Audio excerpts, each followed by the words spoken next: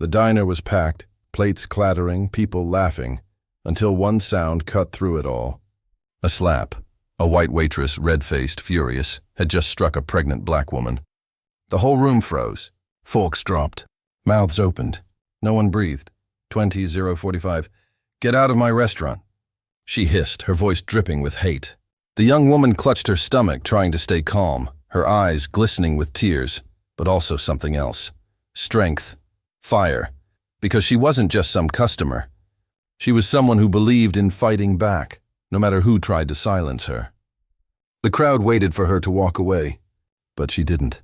She straightened up, wiped her cheek, and said, loud enough for everyone to hear, "You just hit the wrong woman." Then she reached into her purse, pulled out her phone, and hit record. Rain fell in thin. Steady lines across the highway, the kind that blurred the edges of everything and made the world seem smaller. On the corner of Route 9 stood Mabel's Diner, a squat little building wrapped in chrome and neon. The sign flickered in the gray morning.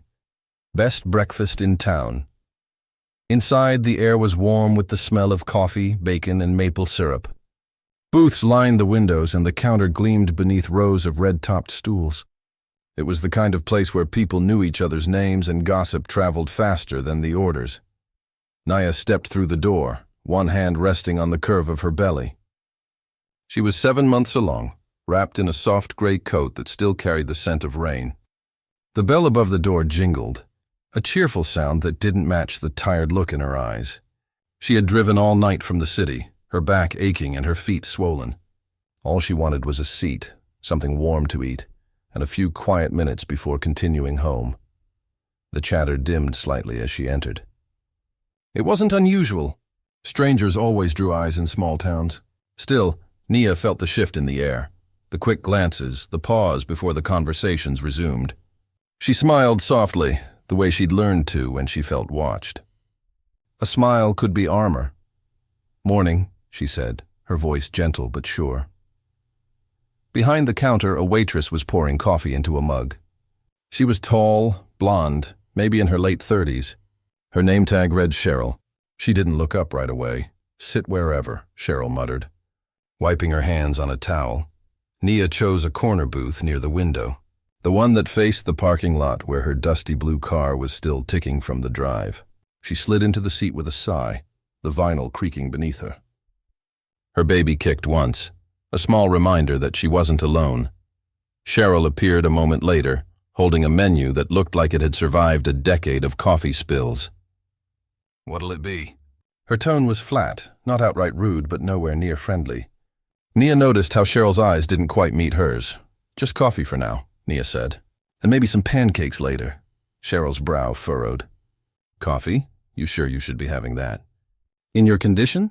Nia's smile thinned. "Decaf's fine." "Right," Cheryl said, scribbling it down. "Decaf." She turned away with a little shake of her head. The diner hummed back to life around them, the sizzle of eggs on the griddle, the low hum of conversation. But Nia could still feel eyes drifting toward her, flickering away when she looked up. She told herself it was nothing. Small towns could be curious, that was all. She pulled her phone from her bag and texted her husband, made it halfway. "Stopping for breakfast." His reply came quick. "Be safe." "I love you both," Nia smiled, pressing a hand to her belly. "We're fine," she whispered. Cheryl returned with the coffee and set it down a little too hard. Some sloshed onto the saucer. "Milk and sugar?" "Just milk, please." Cheryl gave a tight nod, left, and came back with a small pitcher that was half empty. "Thank you," Nia said, even though the words tasted forced. At the counter, a pair of older men in work jackets were talking loudly about the weather. "Storm's supposed to hit tonight," one said. "Hope they close the highway before folks start flooding in from the city again." "City folks never learn," the other laughed. "Always think they own the place." Nia kept her eyes on her cup. Minutes passed. The rain outside thickened, drumming against the glass. The diner door opened once more, and a gust of cold air followed a young family inside. 2 kids in bright yellow raincoats, their mother juggling a diaper bag. Cheryl's tone changed instantly. "Hey, hun, you guys stay dry out there?" she said, cheerful, bright. "Take that booth by the heater. I'll get you some cocoa." Her laughter rang across the room. Nia looked down at her menu again, reading the same words for the third time. When Cheryl came back, the warmth in her face had vanished again. "You ready to order?" "Yes," Nia said. "I'll have the pancakes with berries, please." "Berries are extra," Cheryl said flatly. "That's fine." Cheryl wrote it down, paused, then added, "You want butter or syrup with that?" "Both, please." Another nod, another tight smile. As Cheryl walked away, Nia exhaled slowly. Her stomach was tight with something that wasn't hunger. She tried to shake it off. She'd dealt with people like this before, people who didn't have to say anything cruel to make you feel unwelcome. It was in their tone, their posture, the way they made you small without a single word. She closed her eyes for a moment and listened to the rain. The baby shifted inside her, a soft roll. "We're okay," she whispered again. "We're just eating breakfast." The smell of pancakes drifted through the air, sweet and heavy. Across the diner, the family laughed. The two men at the counter argued about baseball. The cook called out, "Order up!" Cheryl delivered the food with one hand, the plate tilting just enough for syrup to slide toward the edge. "Here you go," she said. "Thank you," Nia said, steady. Cheryl lingered, eyes flicking to the table, then to Nia's hands. "You traveling alone?" Nia looked up, wary. "Just heading home. Long drive for someone in your situation." Nia set her fork down carefully. "I'm fine, thank you." The edge in her voice made Cheryl's eyes narrow. "Didn't mean anything by it." "I know." Silence stretched for a beat too long. Cheryl turned and walked back to the counter, whispering something to the cook. He glanced over his shoulder, then back at the grill. Nia took a deep breath and began to eat. The pancakes were good, fluffy, warm, but they felt heavy going down. She wished she could leave, but her body was too tired for another stretch of driving yet. Half an hour passed. The diner filled slowly with more customers, truckers, a couple of teenagers, a woman in a nurse's uniform. The noise swelled again. Nia started to feel invisible, which was almost a relief. Then Cheryl came back with the check before Nia had even finished eating. "Here you go," she said, sliding the slip across the table. Nia blinked. "I haven't asked for it yet." "Just thought you might be in a hurry." Nia looked at her untouched coffee, at the plate half full of pancakes. "Is there a reason you want me gone so quickly?" Cheryl's smile was thin and cold. No reason at all. Their eyes met. For the first time, Cheryl didn't look away. There was something in her expression, an old resentment, something learned and unexamined. The air thickened between them. Across the diner, a fork clinked against a plate. Someone whispered. The hum of voices faded again, like the volume had been turned down. Nia felt her pulse quicken. Her instinct said to stand up, to leave quietly, to take the high road like always. But another part of her, the part that had endured a lifetime of small humiliations, wanted to stay seated. She folded her hands over her belly and said softly, "I'll let you know when I'm ready for the check." Cheryl froze. A faint color crept into her cheeks. "Excuse me?" "You heard me." For a heartbeat, no one moved. The cook looked up from the grill. One of the old men turned slightly in his seat. Nia didn't raise her voice. She didn't need to. Her calmness did the work for her. Cheryl took a step closer, her expression tightening. "Ma'am, I think it's time you—" And then the sound. A sharp clatter.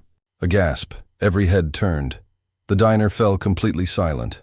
Outside, the rain kept falling, steady and unbothered. Nia stood there, her heart pounding but her voice unbroken. The silence pressed against her, thick as fog.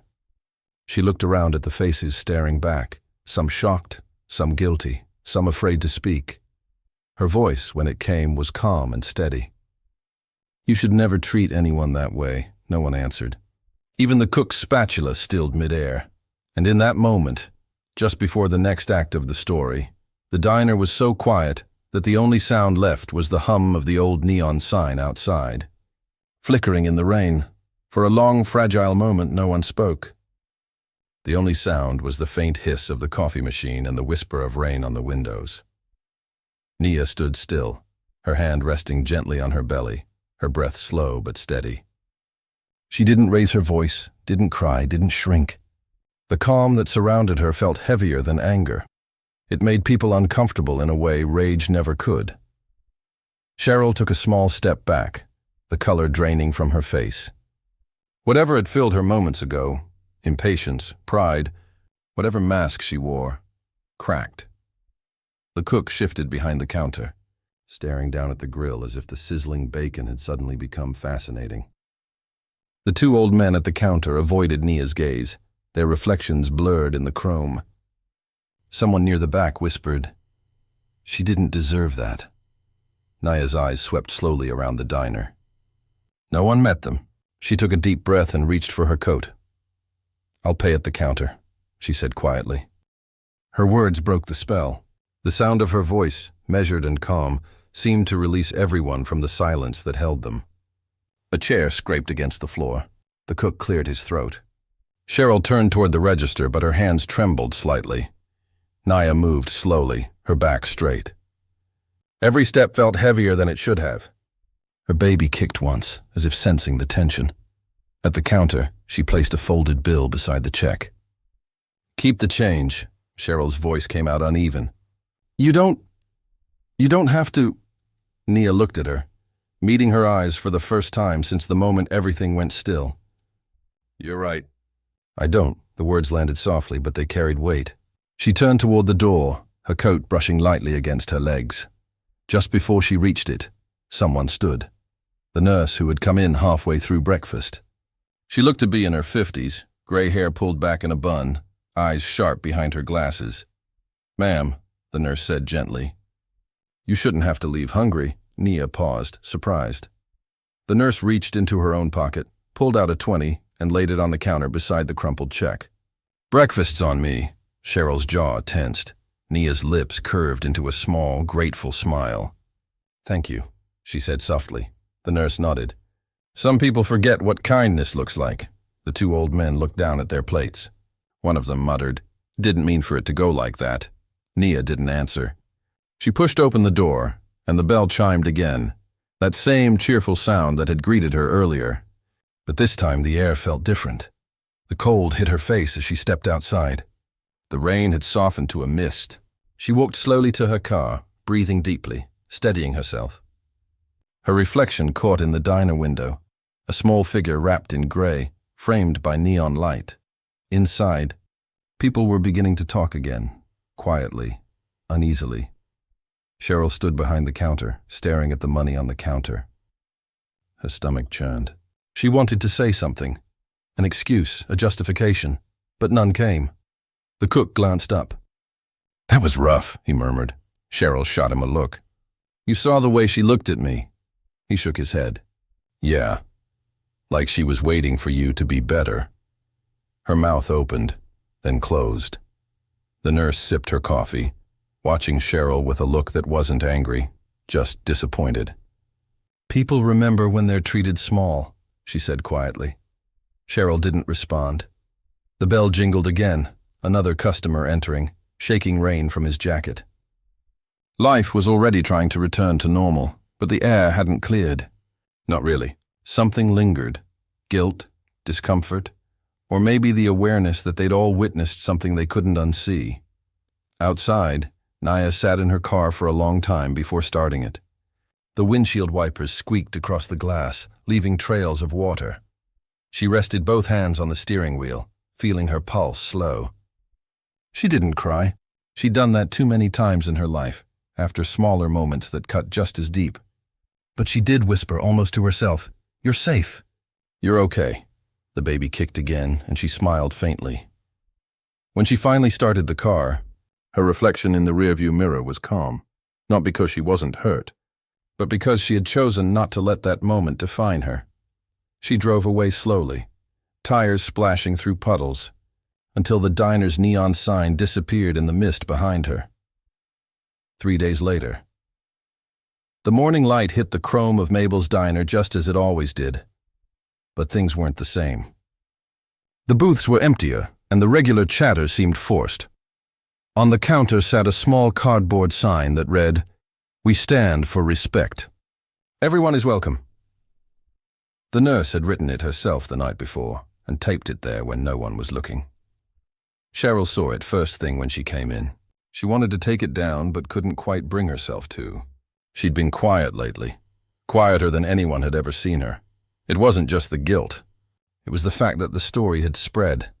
Someone in the diner that day, maybe the nurse, maybe one of the teenagers near the window, had taken a photo.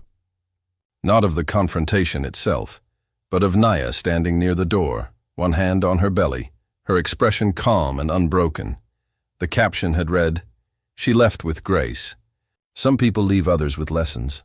It had started on a local Facebook group, then spread to Twitter, then beyond. People argued, commented, shared.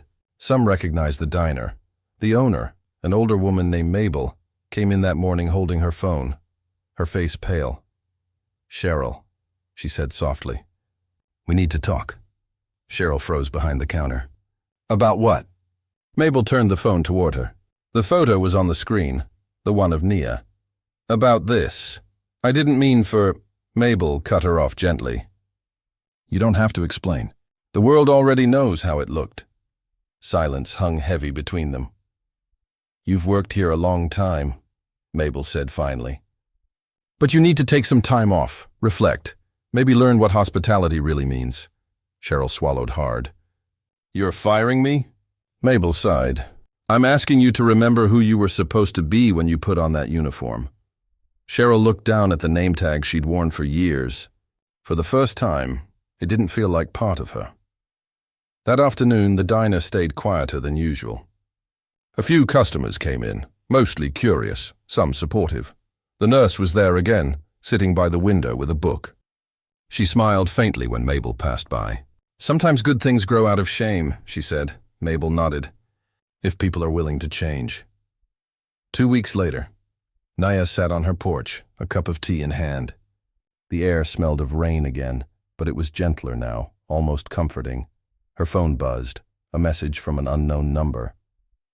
"Hi, this is Mabel, the owner of the diner on Route 9. I saw the photo that's been going around." I wanted to apologize personally. "What happened to you was wrong. I'm making sure it never happens again." Nia read it twice. Her lips curved into a quiet smile. She typed back simply, "Thank you. That's all I needed to hear." She placed the phone aside, rested a hand on her belly, and listened to the birds outside. Sometimes, she thought, justice didn't look like loud revenge or public punishment. Sometimes, it was just the world quietly shifting. One person realizing their mistake, one diner promising to do better. The ache of that day would stay with her, but it had also given her something unexpected, a reminder of her own strength.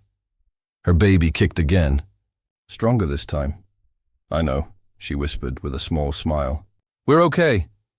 Back at Mabel's diner, the chrome sign out front gleamed in the afternoon sun. The flickering best breakfast in town had been replaced with a new one that read, "Breakfast served with kindness." Inside, the walls looked a little brighter. The staff greeted people with warmth that didn't feel forced anymore. Every so often, someone asked about the photo, about the woman with the calm eyes and the hand on her belly. And every time, Mabel would simply say, "She reminded us what decency looks like." Late one evening, as the diner was closing, Cheryl walked in quietly. She'd been gone for weeks. Her hair was pulled back, her uniform replaced by jeans and a plain jacket. Mabel looked up from the register. "Didn't expect to see you." "I came to say I'm sorry," Cheryl said, her voice low. "To you, to everyone." Mostly to her, though. Mabel studied her for a long moment. "People can change, Cheryl." "But you have to show it." "I will," Cheryl said. "I've started volunteering at the shelter downtown. Met some people who made me realize how small I'd been." Mabel nodded slowly. "That's a start." Cheryl looked around the diner, the booths, the counter, the little cardboard sign still taped there. She smiled faintly. "You kept it." Mabel glanced at the sign. "Yeah. Reminds people what this place is supposed to be." Cheryl hesitated. "If she ever comes back, tell her thank you. For standing up, for not shouting." I think that silence said more than words ever could. Mabel nodded again. "I will." Outside, the last light of sunset reflected off the wet pavement. Inside, the diner lights glowed warm against the dusk. People came and went, laughter returning slowly to the booths. The story of that morning had faded from the news, but its echo remained, in the way people greeted each other, in the way they noticed kindness again. And somewhere down the road, in a small house wrapped in rain and quiet, Nia rocked gently in her chair, one hand resting on her belly, humming softly to the rhythm of her baby's heartbeat. She didn't think about the diner much anymore. But when she did, she smiled, not out of bitterness, but gratitude. Because even in that moment of ugliness, something had shifted. A place once stained by silence had learned to listen.